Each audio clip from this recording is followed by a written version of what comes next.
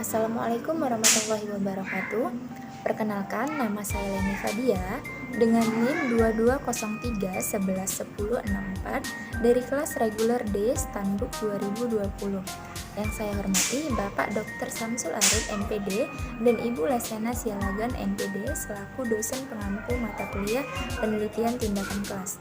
Nah, pada kesempatan kali ini saya akan memaparkan materi mengenai contoh penelitian tindakan kelas yang berjudul Peningkatan Kemampuan Menulis Surat Lamaran Pekerjaan melalui Model Pembelajaran Think, Pair, Share pada siswa kelas 12 KI SMK Negeri 3 Tuban tahun pelajaran 2018-2019. Nah, contoh laporan penelitian tindakan kelas tersebut ditulis oleh Esther Dia Puspitowati, SPD.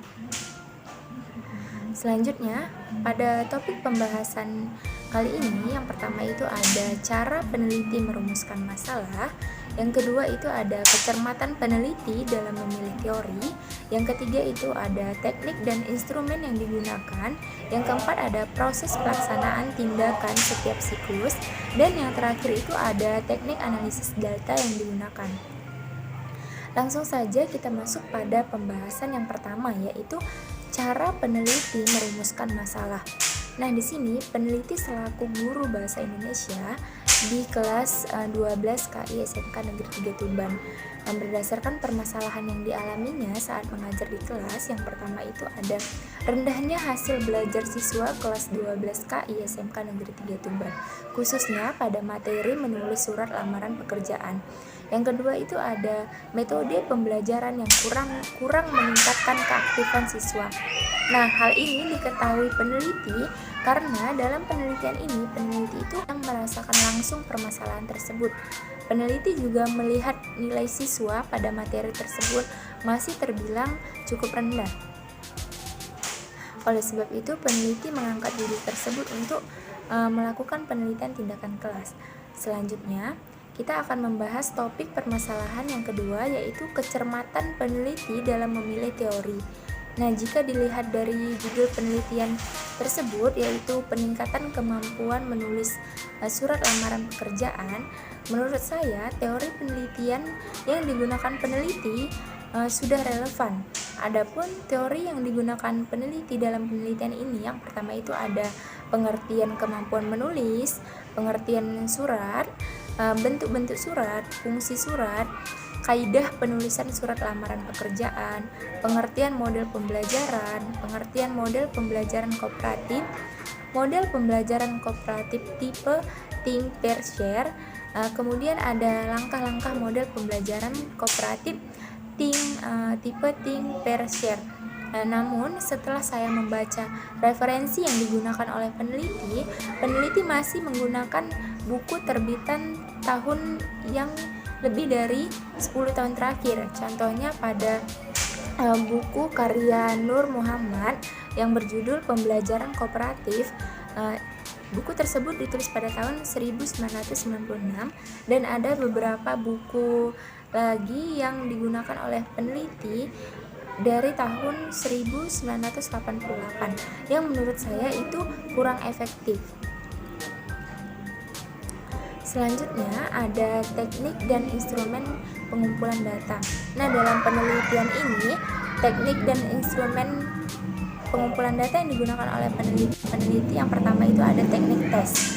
Dalam teknik tes ini, instrumen berupa lembar kerja yang telah disiapkan peneliti yang ditujukan sebagai tolak ukur untuk melihat peningkatan siswa dalam menulis surat lamaran kerja. Yang kedua itu ada teknik non-tes.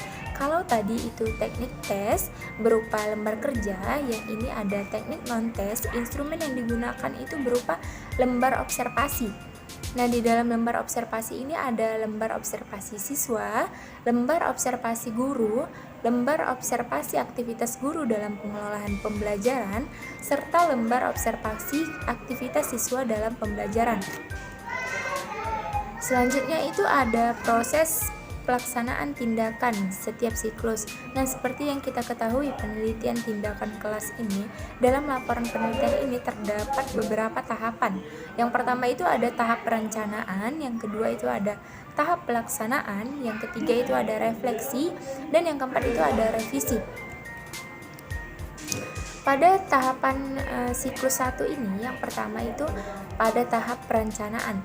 Nah, pada tahap ini peneliti mempersiapkan perangkat pembelajaran yang terdiri dari RPP atau rencana pelaksanaan pembelajaran, serta lembar kerja, soal tes, dan juga alat-alat pengajaran yang mendukung proses pembelajaran. Kemudian pada tahap pelaksanaan, peneliti yang bertindak sebagai guru melakukan pengamatan bersamaan dengan pelaksanaan belajar mengajar. Nah, dalam hal ini pengamatan dilaksanakan bersamaan dengan pelaksanaan belajar mengajar. Pada akhir proses belajar mengajar, siswa diberi tes subjektif 1 dengan tujuan untuk mengetahui tingkat keberhasilan proses belajar mengajar yang telah dilakukan. Kemudian pada tahap refleksi. Nah, dalam tahap ini pelaksanaan kegiatan belajar mengajar dapat diambil informasi dari hasil pengamatan. Yang pertama itu, guru kurang baik dalam memotivasi siswa dalam menyampaikan tujuan pembelajaran. Selain itu, guru juga kurang baik dalam pengelolaan waktu. Di samping itu, siswa juga kurang antusias selama pembelajaran berlangsung. Selanjutnya pada tahap revisi.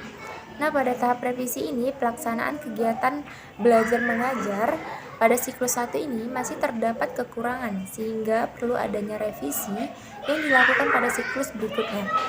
Kekurangan yang ada pada siklus 1 ini dapat diambil kesimpulan. Yang pertama tadi, siswa kurang antusias dalam proses pembelajaran.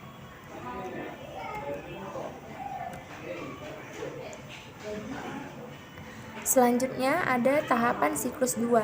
Sama seperti tahapan siklus 1, tahapan siklus 2 itu juga terdiri dari tahap perencanaan, tahap pelaksanaan, refleksi, dan juga revisi. Nah, pada siklus 2 ini, tahap perencanaan juga sama seperti siklus 1. Peneliti mempersiapkan RPP, lembar kerja, soal tes, dan juga alat-alat yang mendukung proses pembelajaran. Pada tahap pelaksanaan ini, peneliti melakukan tindakan perbaikan sehingga kesalahan pada kekurangan di siklus 1 tadi tidak terjadi lagi pada siklus kedua. Kemudian di contoh laporan penelitian tindakan kelas ini langsung masuk ke tahap revisi. Nah, pada tahap revisi ini guru telah menerapkan metode pembelajaran kooperatif model think pair share dengan baik. Selanjutnya itu ada teknik analisis data.